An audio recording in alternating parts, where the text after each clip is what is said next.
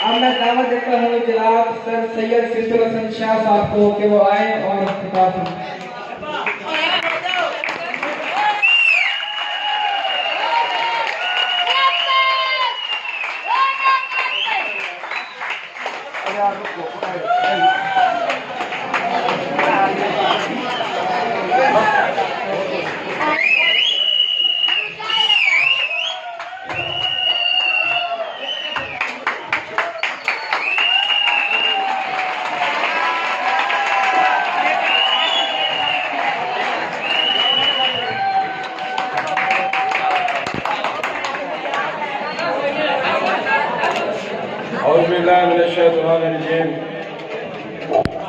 बिस्मिल्लाहिर्रहमानिर्रहीम।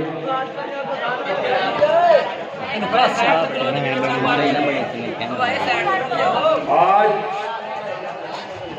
ये जो हम दिन सेलिब्रेट कर रहे हैं तो इस मौजू पे सेरा से बहस हो चुकी है। बहुत सी बातें सुनी है आपने और बड़े बड़े सुरीले लोग आए और सुरीले लोगों के बाद मेरी बारी लगी तो मैं भी कोशिश तो करता हूँ। एक शेर आपकी नजर करता हूँ। शहादत है मतलब मकसूद मोमिन, शहादत है मतलब मकसूद मोमिन, न मारे गनीमत न किश्वर कुशाई।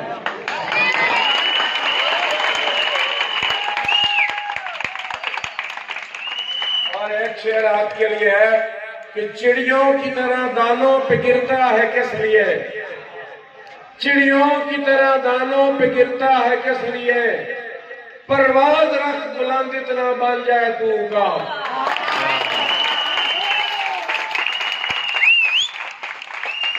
आज के इस दिन को देर आर मैनी इंसिडेंसेस, बहुत सी हमारे पास एग्जाम्पल है।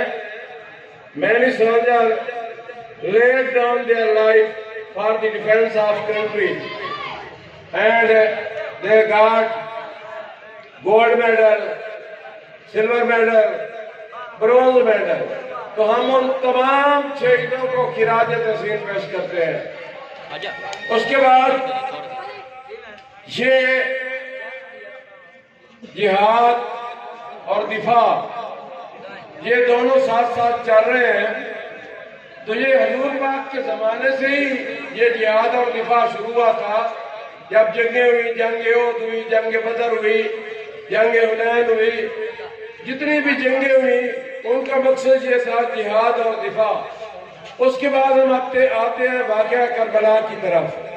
वाक़या करबला का प्योरली मकसद इस्लाम का दिफा और वतन का दिफा था, जिसमें अब वाक़या करबला चंद मिनटों में मैं बयान करूंगा। मैं ज्यादा आपका टाइम नहीं लूंगा, तो आप खामोशी से सुने।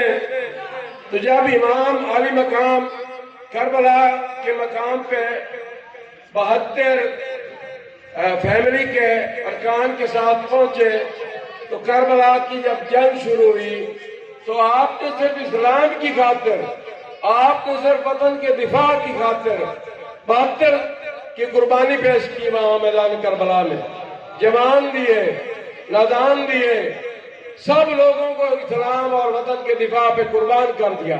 और एक बात मैं आपसे पूछता हूँ, गौर से सुने कि जंग, मैं कोई ये मजहबी बात भी नहीं कर रहा हूँ, चूंकि इमाम आली मकाम ने जो 72 की कुर्बानी पेश की मैदान करबला में, उसको तमाम लोग तस्लीम करते हैं। तो ये बताओ कि 6 माह का बच्चा है हजरत अली असगर, 6 माह का बच्चा है और उसे कहा जा रहा है पानी मांगो। जब हजरत अली असगर ने पानी मांगा तो जवाब में क्या हुआ आप सब लोग जानते हैं। जब 72 की कुर्बानी हो गई तो आज मैं आपको बताता हूं कि जिहाद और दिफा क्या है। तो उस वक्त इमाम आली मकाम अकेले एक टीले के साथ बैठे थे और आपके लबों मुबारक से कुछ बातें गुजर रही थी। एक जदीदी फौज का सिपाही गुजरा तो उसने यजीद के लश्कर को जाके बताया, उनके सिपा सलारों को जाके बताया कि इमाम आली मकाम आपको बद दुआ दे रहे हैं। तो फौरी तौर पे एक दस्ता आया और इमाम से पूछा कि अब आप बद्दुआ दे रहे हैं, तो इमाम ने क्या फरमाया, मैं बद्दुआ नहीं दे रहा हूँ, मैं तो सूरज से बात कर रहा हूँ। सूरज उस वक्त सवे नेज़े पे आ चुका था। असल जिहाद वो था, असल दिफा वो था। सूरज सवा नेज़े पे आ चुका था।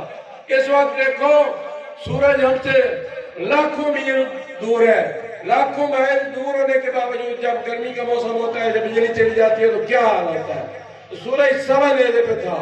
तो उस वक्त इमाम आली मकाम ये फरमा रहे थे, सूरज से कौन सी बात कर रहे थे, ये कर रहे थे कि कोई पंजाबी में मैं आपको बताता हूँ कि कोई और गर्मी है तो भेज, कोई और गर्मी आपके पास है तो भेज। उस वक्त 1,24,000 पैगंबर भी देख रहे थे। असल वहां से दिफा और जिहाद का आगाज हुआ था जो चलता आ रहा है। और अब भी आज हमारे शाहीन, अभी इंचार्ज मदरसा बशीर अहमद साहब से मेरी डिस्कस हो रही थी। ये होता है जिहाद कि जब पाक भारत जंग थी तो मेजर अजीज भट्टी ने क्या किया, एक रेलगाड़ी इंडिया की पूरे असले से भरी हुई, एक रेलगाड़ी इंडिया की पूरे असले से भरी हुई वो पाकिस्तान के बॉर्डर में दाखिल हो रही थी। अगर वो पाकिस्तान में आ जाती तो पाकिस्तान की तबाही थी। मेजर अजीज भट्टी ने अपने पेट के साथ बम बांधा। बम बांधने के बाद उस गाड़ी के नीचे चले गए और बम ब्लास्ट कर दिया। क्या हुआ, वो गाड़ी वहां तबाह हो गई। ये होता है जिहाद।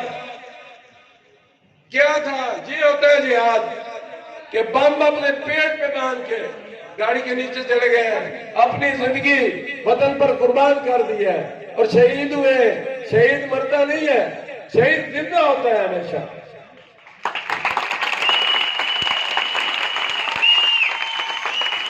मैं ज्यादा पहले आपको गौर नहीं करना चाहता। एक पॉइंट है मेरा, एक हमारा और फौजी सिपाही राशिद मिनास, एक हमारा और फौजी सिपाही राशिद मिनास, जिसको उस्ताद पायलट की ट्रेनिंग दे रहा था, वो पायलट बन चुका था और उस्ताद उसका गद्दार था। हर दौर में गद्दार रहे हैं, हर दौर में मीर जाफर रहे हैं, हर दौर में मीर सादिक रहे हैं।